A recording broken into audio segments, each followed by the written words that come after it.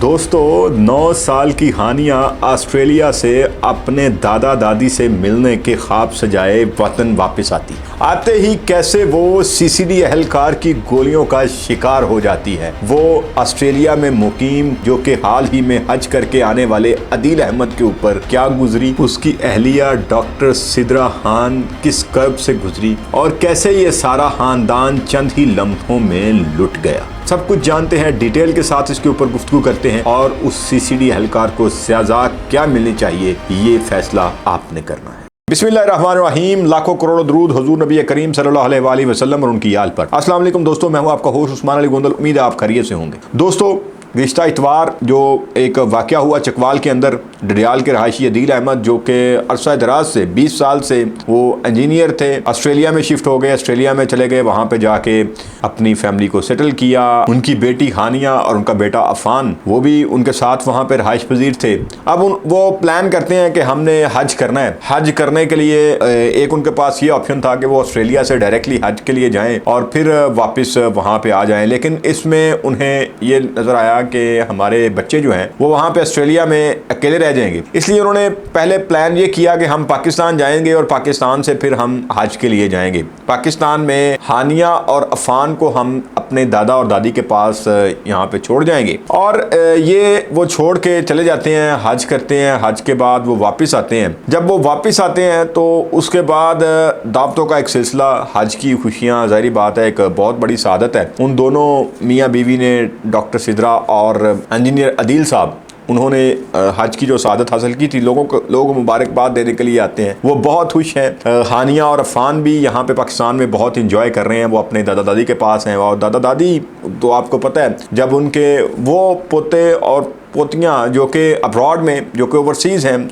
वो जो कभी कभार आते हैं, उनके लिए वो क्या खुशी का लेवल होता है। और ये जो जिनके फैमिलीज ओवरसीज़ हैं वही को बयान कर सकते हैं। और ये जिस कर्ब से अब वो दादा दादी चौहान साहब जहाँ जिससे गुजर रहे हैं वो समझ सकते हैं। वही जो उनके ऊपर बीत रही है वो आपने सोशल मीडिया के ऊपर उनकी हालत देख ली तो क्या हुआ। दरअसल वाकया कुछ यूँ हुआ कि ये इतवार वाले दिन ये रात को जाते हैं उनके ससुराल में, अदील साहब के ससुराल जो कि चकवाल में है, उनके घर में दावत होती है। वो दावत पे जाते हैं। दावत वहाँ पे होती है, वहाँ पे अदील की फैमिली भी है और डॉक्टर सिद्रा की फैमिली भी वहाँ पे मौजूद है। उन्होंने इकट्ठे खाना खाया है, डिनर किया है। डिनर के बाद जो अदील के पेरेंट्स हैं वो अदील के भाई के साथ गाड़ी में बैठ के वो तो अपने घर चले जाते हैं। लेकिन वहाँ पे डॉक्टर सिद्रा जो बातों ही बातों में वहाँ पे बात होती है कि उनके जो राजा अली इजाज जो कि डॉक्टर सिद्रा के मामू हैं, वो कहती हैं कि मेरा उनसे मिलने को बड़ा दिल कर रहा है, मैं उनको मिलना चाहती हूँ, मैं हज करके आई हूँ तो मैं उनकी तरफ जाना चाहती हूँ।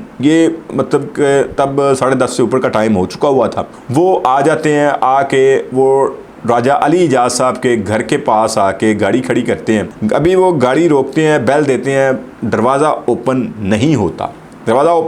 इसी दौरान 2 डाकू वहाँ पे आ जाते हैं जो कि आते ही वो डॉक्टर सिद्रा जो कि उस वक़्त वो निकल के बेल दे रही थी उनकी तरफ आते हैं और उनको गन पॉइंट पे उनसे उनका जेवर और नकदी जो है वो ले लेते हैं। अब वो सारी फैमिली डर गई है, सारी फैमिली के साथ उन्होंने लूट मार कर ली है। अब इसी दौरान एक सीसीडी का एहलकार जो है वो मुकामी एक छोटा सा वहाँ पे होटल था, वहाँ से वो डिनर करके बाहर निकल रहा होता है। उसकी अचानक नज़र पड़ती है, वो फौरी तौर पर करीबी चौकी में भाग के जाता है और वहाँ से क्लाशनकोफ छीन के वहाँ पे मौके पे आ जाता है। मौके पे आके डायरेक्टली डाकुओं के ऊपर फायरिंग शुरू कर देते हैं। अब जब वो डाकुओं के ऊपर फायरिंग करता है तो डाकू मोटरसाइकिल वहीं पे छोड़ के वो गाड़ी की ओर ले लेते हैं। गाड़ी की ओर में वो छुप जाते हैं और छुप के उनकी फायरिंग का तबादला होता है। अब वो समझता है सीसीडी एहलकार के मेरे से कंट्रोल नहीं हो रहा, वो वापस जाता है दोबारा से उन मज़ीद एहलकारों को लेके दोबारा से उसी जगह पे आ जाता है। अब वो डाकू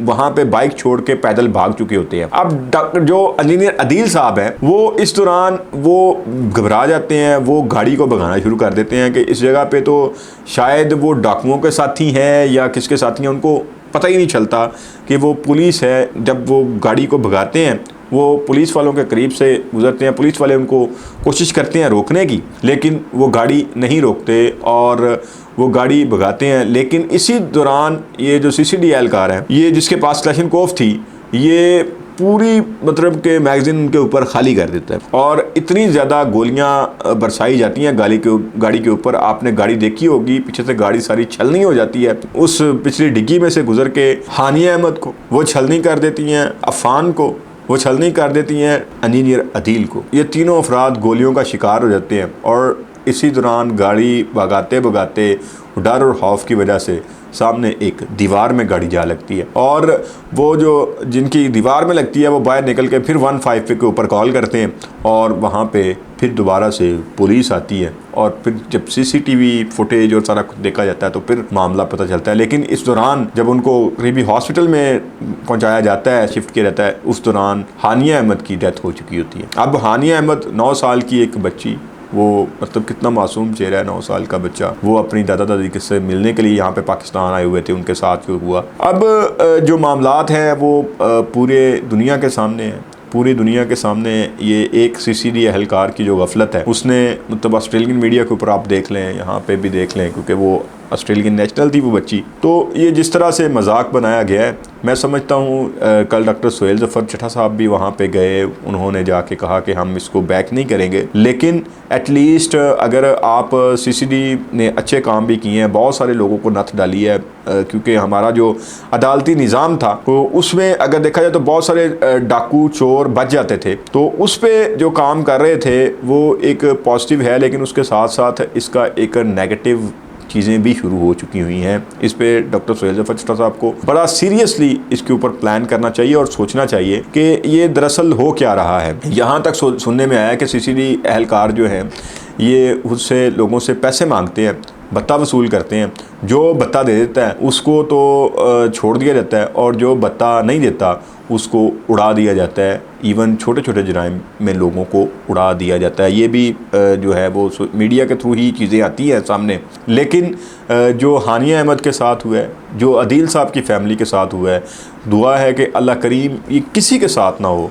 ये हमारे ओवरसीज़ जो कि वहाँ पे बैठे हुए हैं वो जो इंतज़ार कर रहे हैं, तो अब टाइम आ गया कि यहाँ पे सोहेल ज़फ़र चट्टा साहब जो कि वहाँ पे उनकी फ़ैमिली से मिले और उनके दादा ने क्लियर कट, चौहान साहब हैं, उन्होंने क्लियर कट एक बात की है। उन्होंने कोई उसमें दुखी छुपी बात नहीं की, उन्होंने ढकी छुपी बात की नहीं, उन्होंने क्लियर कट बात की है कि जब कोई भी जुर्म करता है उसके साथ सीसीडी इस तरह ट्रीट करती है, उसको मारा जा सकता है, उसको यहाँ से कहीं पे जाके उसका पुलिस मुकाबला हो सकता है, तो फिर इस सीसीडी एहलकार का क्यों नहीं हो सकता। तो आप जो चौहान साहब हैं, जो लड़की के जो हानिया अहमद के दादाजी हैं, आप उनकी बात से कितने मुतफिक हैं?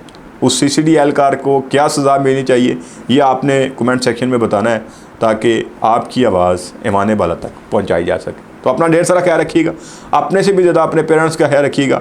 अल्लाह ताला तमाम लोगों को ऐसी नागहानी आफात से, ऐसी नागहाने मामलात से महफूज रखे। इंशाल्लाह नेक्स्ट वीडियो के साथ फिर मुलाकात होगी। अल्लाह ने के बाद।